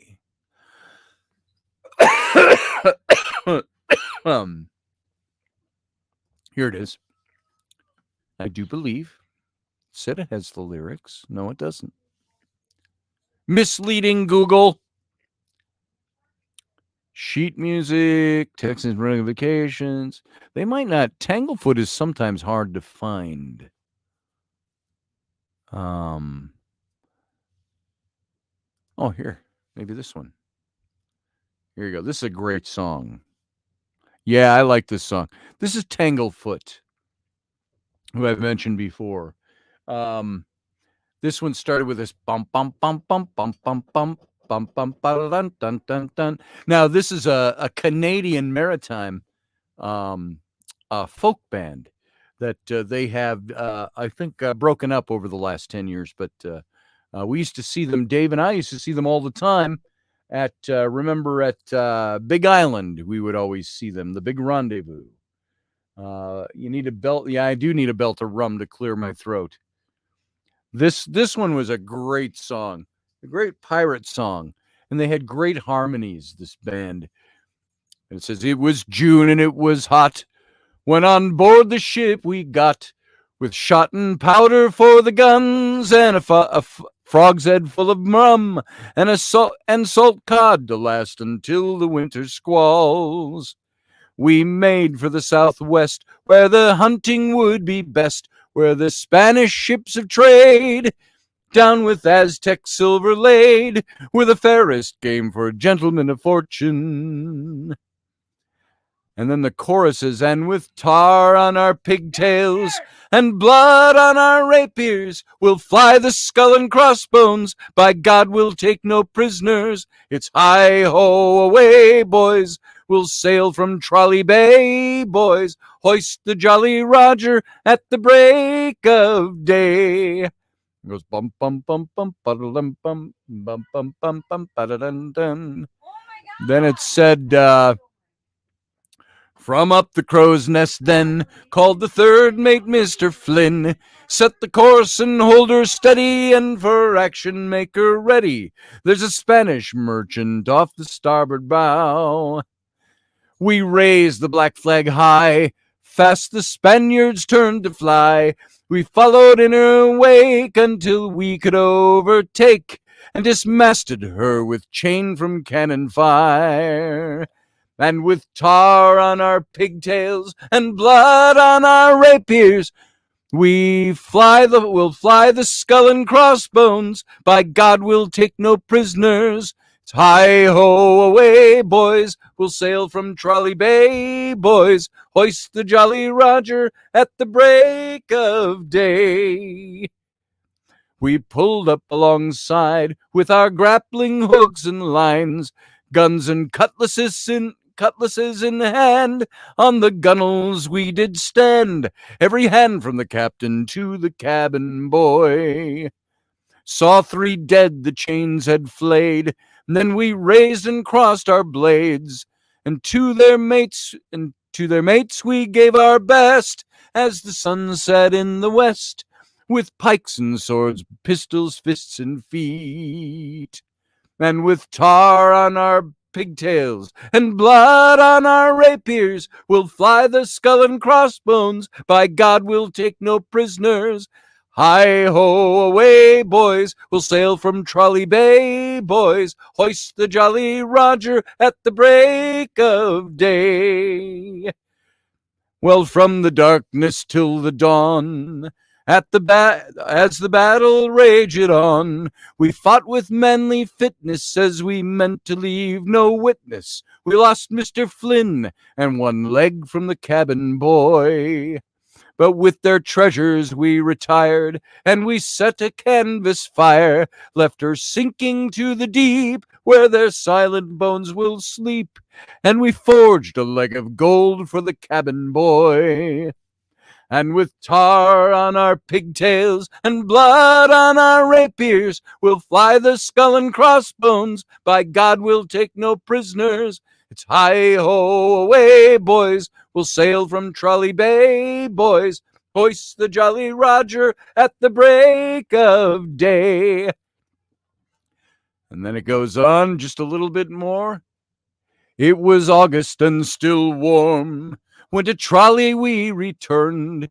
58 days on the main, and we've no need to sail again. We've gold and silver more than we could spend. Now half a century has passed, and of that crew I am the last. 50 years I've roamed these docks, and when I get a chance to talk, I tell of how I got this golden leg.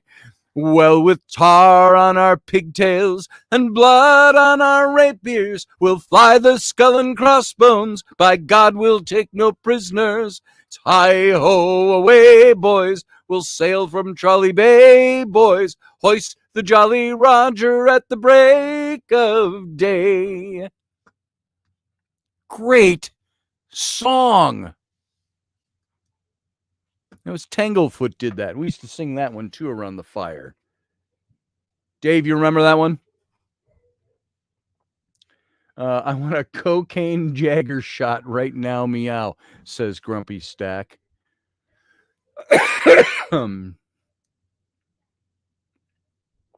Sean Strike, like the spiked Arnold Palmers.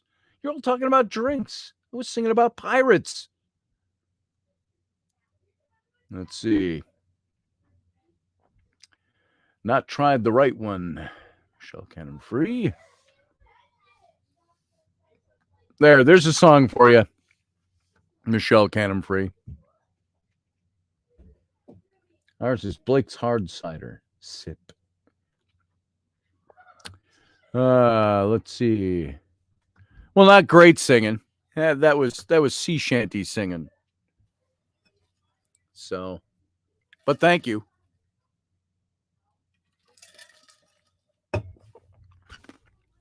Dave, did we have any others? I know we'd sing sea shanties when we were rolling cartridges. We had big events that we'd go to with the regiment. We'd take our muskets, and of course, we had to fire hundreds and hundreds of rounds.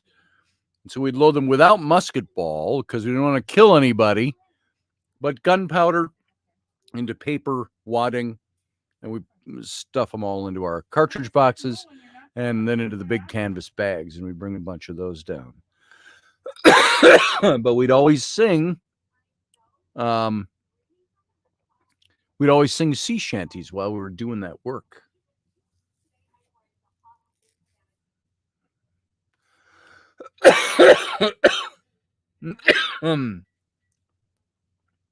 We used to like singing what was the one, Dave? Let it end, and of course it leave her, Johnny, leave her. Oh, for it's time for us to leave her. Leave her, Johnny, leave her. Oh, leave her, Johnny, leave her. For the, how'd it go? For the voyage is done and the winds don't blow, and it's time for us to leave her. And so we do all those songs. What were some of the other ones we did? Johnny Knights, Dave, if you remember him in our group, he always had these great historical sea shanties. Something about, I wish I were a bosun aboard a mighty ship. Tell me, tell me way, aboard a whatever warship. I don't remember that one. I just remember bits and pieces of it. So we did all those songs. We'd stand around the fire after the events of the day's event. And we were all still in our uniforms, our red coats and all of that. And we'd build a big fire and we'd pass the scotch around the campfire and we'd sing sea shanties. And it was great stuff. Good times. Do you realize, Dave Potter, that was over 20 years ago? So that was a lot of fun. I'm trying to think of any of the other ones we sang that are worth repeating here. We had that one. Those two I did. We did, what was the one? Old Maui. Old Maui. I don't remember all the lyrics to these, but Old Maui lyrics. Let's see. How did that go? This was, again, another Stan Rogers song. It's a damn tough life, full of toil and strife, we whalermen undergo, and we don't give a damn when the gale is done, how hard the winds did blow, 'cause we're homeward bound from the Arctic round, with a good ship taut and free, and we won't give a damn when we drink our rum with the girls of old Maui. Rolling down to old Maui, me boys, rolling down to old Maui. We're homeward bound from the Arctic ground, rolling down to old Maui. Let's see, let's modulate up. Once more we sail. No, let's see. Once more we sail. I modulated badly and I lost the melody. Rolling down to old Maui. Okay, so it's once more we sail with a northerly gale through the ice and wind and rain. Them coconut fronds, them tropical lands, we soon shall see again. 6 hellish months we've passed away on the cold Kamchatka Sea. But now we're bound from the Arctic ground, rolling down to old Maui. Rolling down to old Maui, me boys, rolling down to old Maui. We're homeward bound from the Arctic round, rolling down to old Maui. And there were great harmonies on these, by the way. Once more we sail with the northerly gale toward our island home. Our mainmast sprung, our whaling done, and we ain't got far to roam. Our stunsail bones is carried away, what care we for that sound? A living gale is after us, thank God we're homeward bound. Rolling down to old Maui, me boys, rolling down to old Maui. We're homeward bound from the Arctic round, rolling down to old Maui. How soft the breeze through the island trees, now the ice is far astern. Them native maids, them tropical glades, is awaiting our return. Even now their big brown eyes look out, hoping some fine day to see our baggy sails running for the gales, rolling down to old Maui. Rolling down to old Maui, me boys, down to old Maui. We're homeward bound from the Arctic round, rolling down to old Maui. What a great song! Great sea shanties. Man, I love these. And Stan Rogers was just amazing. So,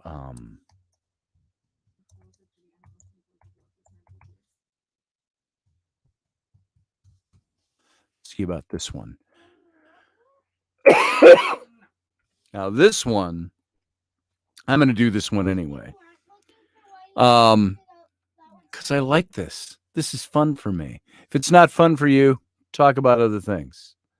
Now, if you know the song, sing them along with me. But this was another of Stan Rogers. It was Northwest Passage. This song is all done in a cappella, single voice, until the chorus. Then on the chorus, his group would join in and they'd have these tight harmonies on it. It was good stuff. This song was considered and almost was voted in as a new anthem for Canada. And this was a song that Stan Rogers wrote and sang. And the chorus says, let's see if I get the right key for this. For just one time, I would take the Northwest Passage to find the hand of Franklin reaching for the Beaufort Sea. Tracing one warm line through a land so wild and savage, and make a Northwest Passage to the sea. Westward from the Davis Strait, 'tis there was said to lie the sea route to the Orient for which so many died. Seeking gold and glory, leaving weathered, broken bones, and a long-forgotten, lonely cairn of stones. For just one time, I would take the Northwest Passage to find the hand of Franklin reaching for the Beaufort Sea, tracing one warm line through a land so wide and savage, and make a northwest passage to the sea. These centuries thereafter, three centuries thereafter, I take passage overland in the footsteps of brave Kelsey, where his sea of flowers began, watching cities rise before me, then behind me sink again. This tardiest explorer, driving hard across the plain. Ah, for just one time, I would take the Northwest Passage to find the hand of Franklin reaching for the Beaufort Sea, tracing one warm line through a land so wide and savage, and take the Northwest Passage to the sea. And through the night, behind the wheel, the mileage clicking west, I think upon Mackenzie, David Thompson, and the rest, who cracked the mountain ramparts and did show a path for me to race the roaring Fraser to the sea.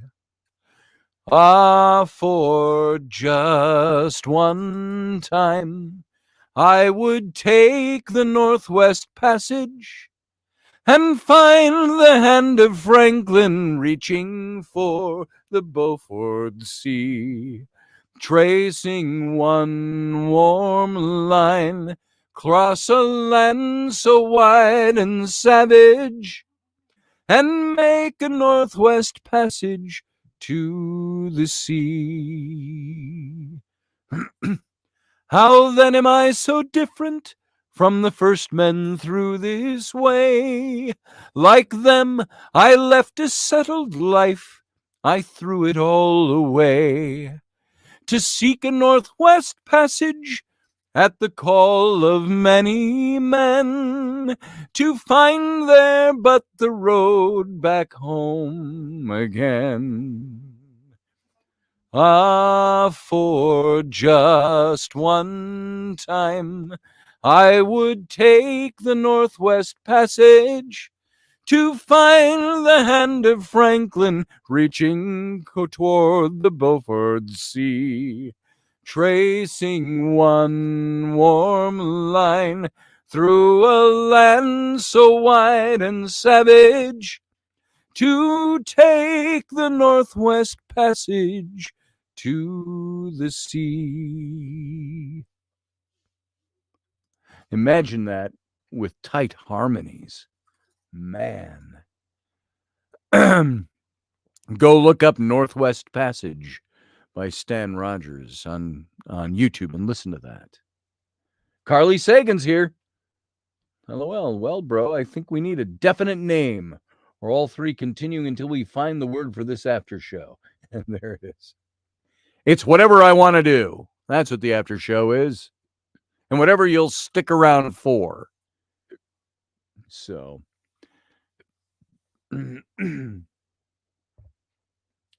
Carly Sagan says, I feel like you've become one with the Grumpy. Grumpy. And if I say your real name, I'd be revealing your alias like Roger. So, Captain's Couch, says Carly Sagan. Aye, after the show tonight, to join me for the Captain's Couch. Arr. So, I love retiring to the Captain's Chambers. Hell yeah. Dave Potter, such a great song. That's an amazing song. Love the harmonies in that song. What else did we sing around the campfire? Oh, I used to sing The One that always gets me, and you know this, but it's that they did tight harmonies on this one too. This was Tanglefoot again, was Vimy. And with my book, The Sword and the Clay, part of that story, that ghost story of his brother saving his life, took place at Vimy Ridge. And that song, I'm going to do it. So I'm leading up to that. Maybe this is the last one for tonight. And I'm not in good voice, guys. I've had a bad chest cold, and I don't sing much anymore, except on the show. So this is all the singing I get to do anymore, it seems. But the song says,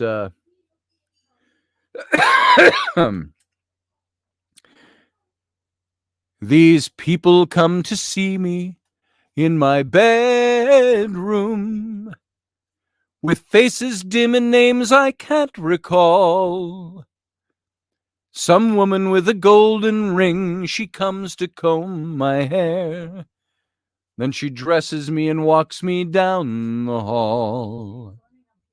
I can still put one foot before the other if someone points the way for me to go. Outside the sun is shining, and there's people gathered round. They put circles of red flowers on stones. Raise your flask, aim your rifles high. I've had a dream, I've seen we three should have no fear at all. You'll die in Kenora, Billy.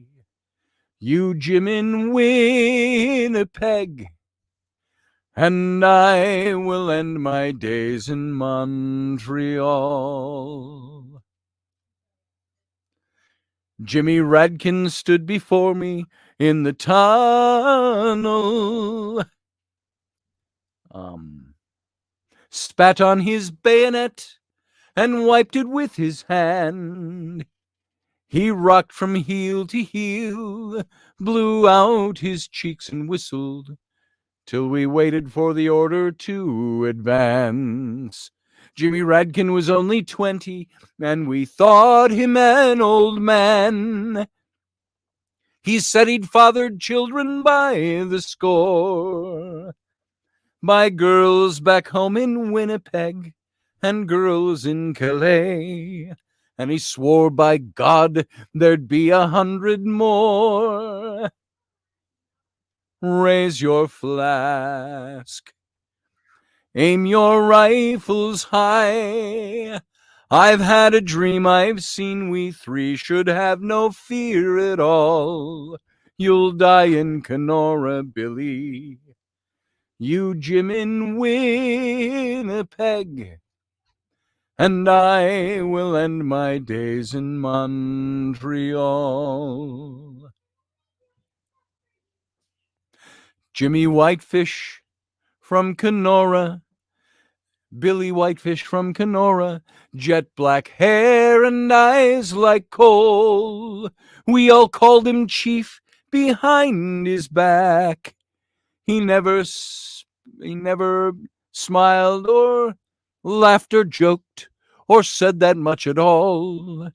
He just lit his cigarette and waited to advance. They threw shells over our heads into the hillside. In 30 yards our kitten boots were full of mud. As we reached the ridge, Jimmy went down on both knees, and he coughed into his sleeve, and there was blood. Raise your flask, aim your rifles high. I've had a dream, I've seen we three should have no fear at all. You'll die in Kenora, Billy. You, Jim, in Winnipeg. And I will end my days in Montreal.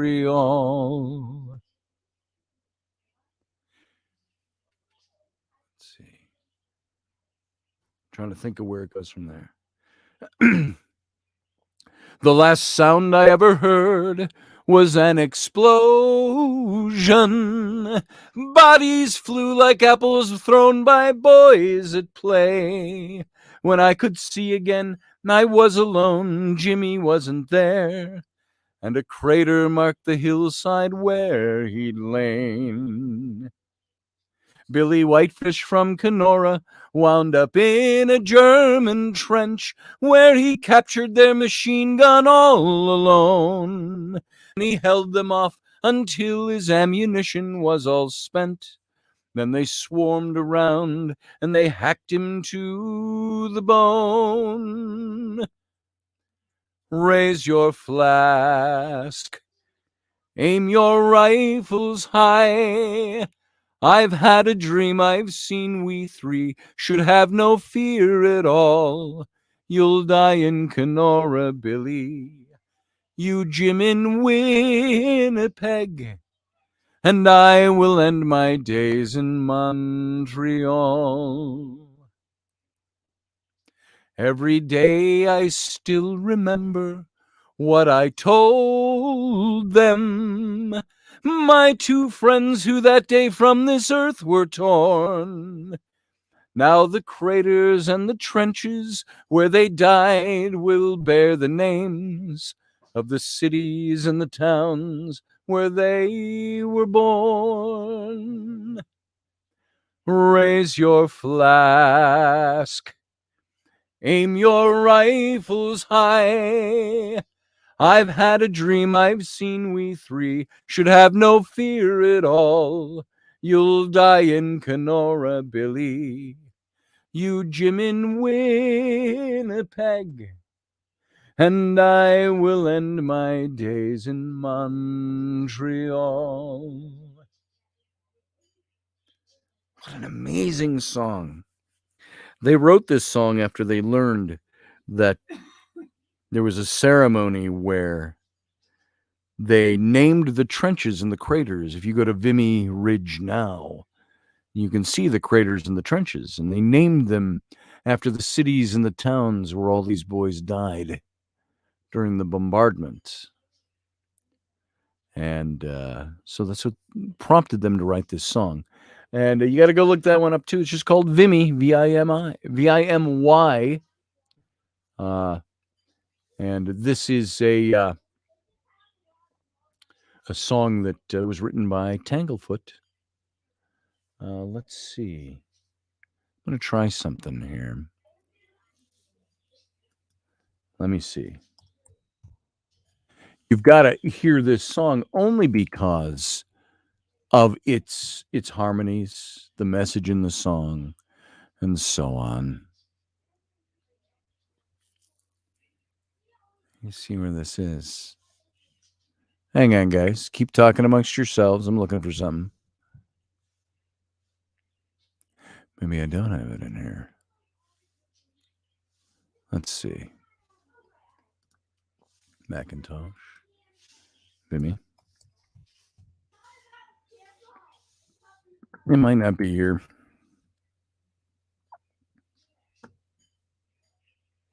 It might be somewhere else. So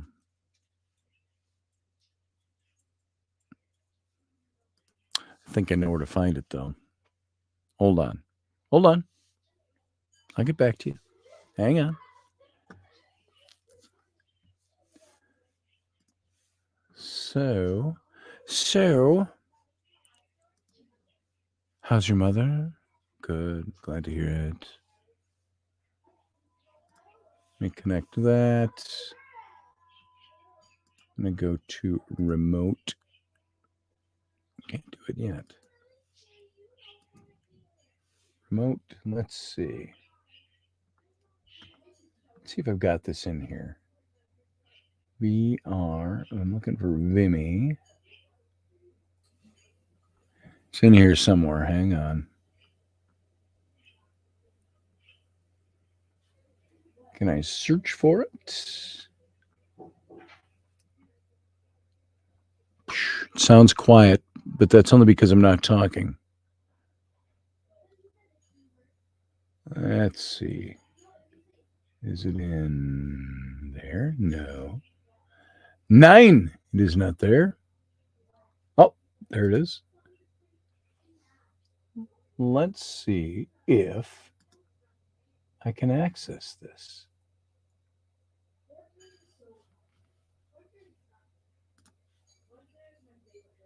Will it let me? It's waiting for the server. Waiting for the server. Maybe not. Maybe it won't let me even. There it is. Copy that. Let's see if we can even get to it online. I'm looking for something. Just hang on.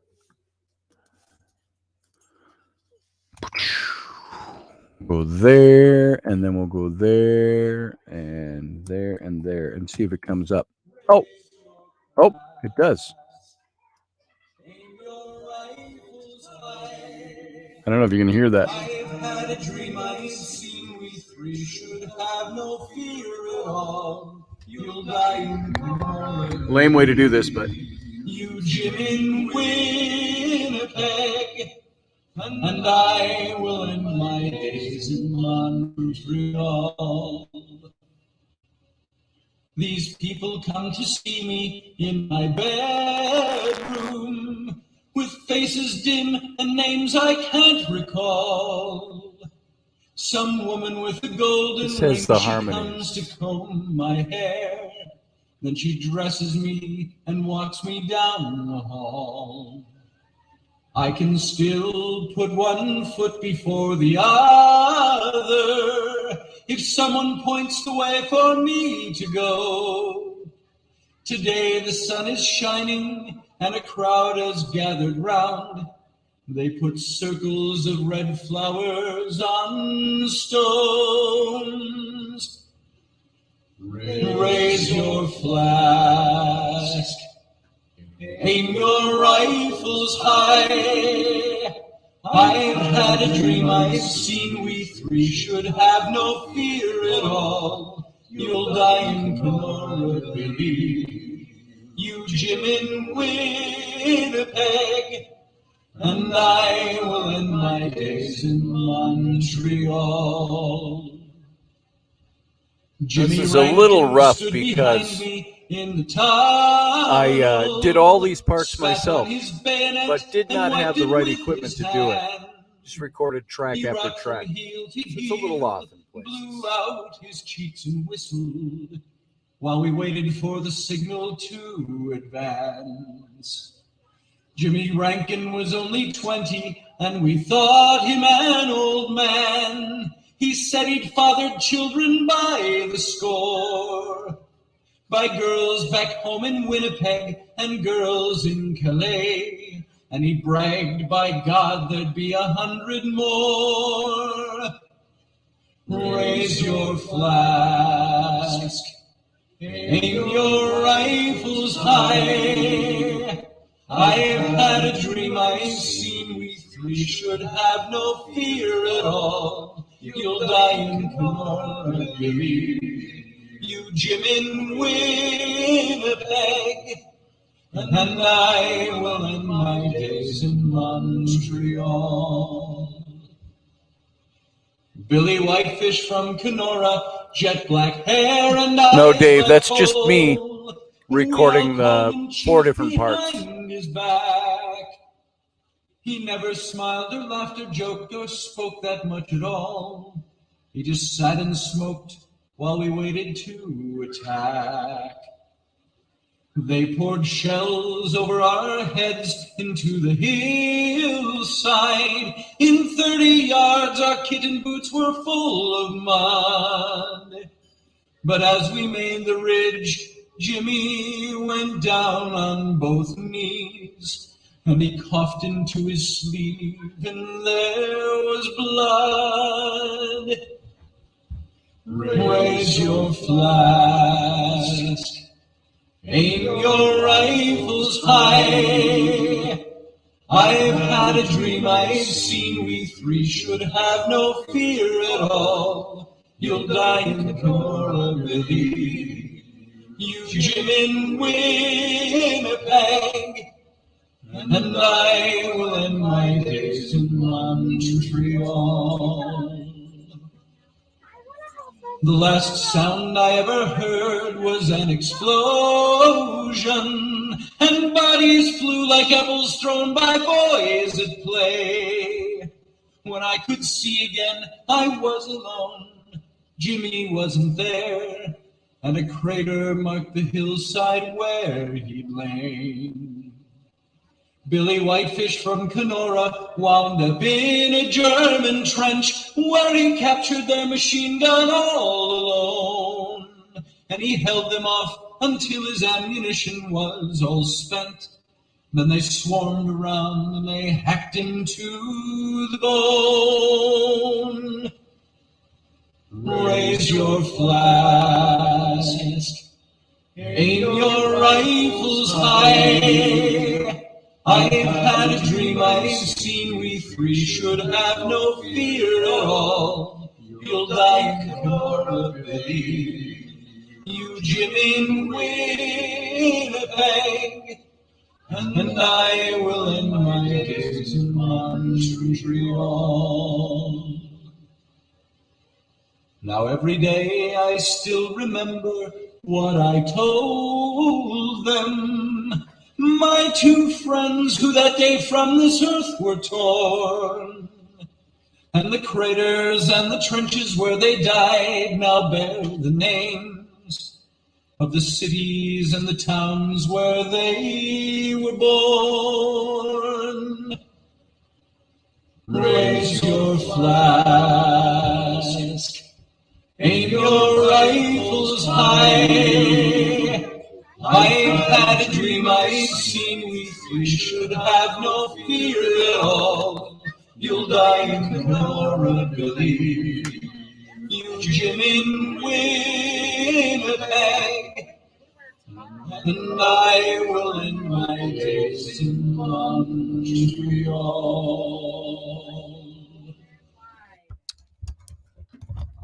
There you go, folks. I wanted to play that because it's not the copyrighted version here on YouTube. I may still get hit for it anyway. Who knows?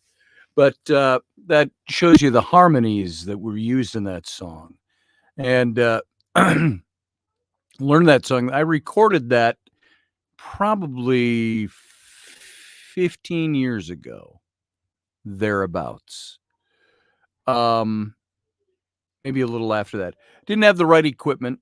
I would just, I sang all four parts on the harmony. Dave asked if that was 10 Seconds of Harmony. That's an old group I was with the Renaissance Festival. We never sang that one, but man, that's a powerful song. And mine too, Michelle Cannon-Free.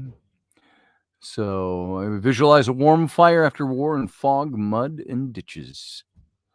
This song played through my head all the time while I was writing about Will Bird and doing some of the pictures. And because of the craters and the trenches after Vimy Ridge. And his story of his brother's ghost, Steve, saving his life. Ghosts have warm hands. Took place at Vimy Ridge, where this song is written about. So there you go. Oh, Shenandoah, I long to see you. Away, you rolling river. I wish I was in good voice. I used to love that song. I still love that song. Just in cloudy, gunky voice because of this throat thing. Throat and chest. So, good song. Beautiful song. You sang that solo? You bawled while you sang it? You'll have to sing it for us, Michelle. Come on now and sing it for us. Call in. Ketchup hat, fry farts, make my eyes water, says Grumpy Stag. I'm sure it might make all our eyes water.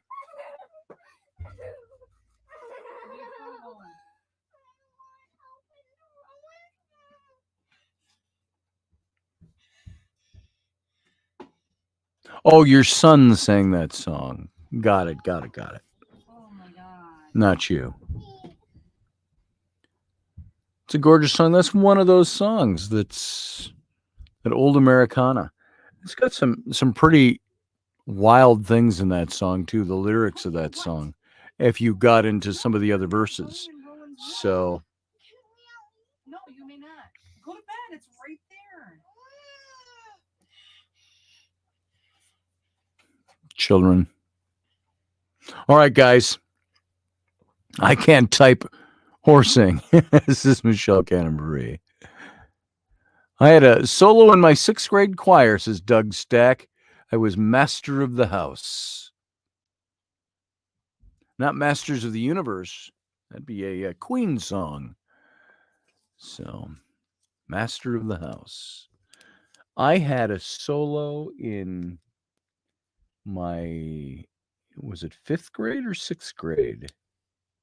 I think 6th grade, in the talent show.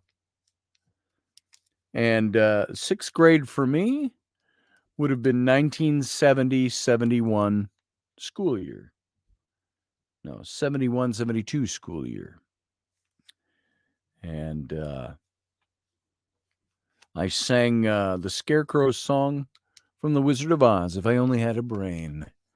And I was dressed in costume, and my old 5th grade teacher, he helped me get pieces together for that, the right hat that looked like it was from out of the movie, and a big old blue shirt that he had, and I put that together and stuffed it full of straw and used ropes and stuff like that, so it was pretty cool. What is that noise? They're blowing up. Oh, it's to blow stuff up upstairs. Whose show? My show? How'd my show go tonight? Just fine. Thanks, Dave. Yeah, we were all done an hour and 11 minutes ago. It's 11:11. So there you go, Michelle and Grumpy. So I think we should get out of here. You sing what song every day? Oh, If I Only Had a Brain? I could while away the hours, conferring with the flowers, consulting with the rain. Dee-dee-dee-dee-dee-dee. And my head I'd be scratching while my thoughts were busy hatching, if I only had a brain. I can't remember how it goes from there. There's something about with the thoughts I'd be thinking I could be another Lincoln if I only had a brain. Oh, I could tell you why the ocean's near the shore. I could think of things I never thunk before. And then I'd sit and think some more. I would not be just a nuffin', my head all full of stuffin', my heart all full of pain. I would dance and be merry, life would be a ding-a-dairy if I only had a brain. Boom, there it was. I won $5 for that and my picture in the local newspaper. $5 in 1971. That was like $20 now, $25 now by today's standards. So there you go, folks. That's all I got. My chance to sit and sing in bad voice and follow up after the show. Hope you enjoyed. The captain's cabin is probably going to be what sticks, the after show. And we'll see you again maybe Sunday morning, maybe not. But for sure, Monday, pending any tragedy or anything that goes on amiss. I'll be right back here on Monday night, 9 p.m. Central Standard Time with the Intrepid radio program. Closing time. Stools are going up on the chairs. The little cherubs tonight, Dave Potter, are the little cherubs they always are. Yeah, by Biden's standards, that 5 is now closer to 50. Ain't that the truth? All right, guys, thanks for being here. Thanks for putting up. Thanks for sticking around. You few, you happy few, you band of brothers and sister. All right, good night, guys. Live long and prosper. See you later.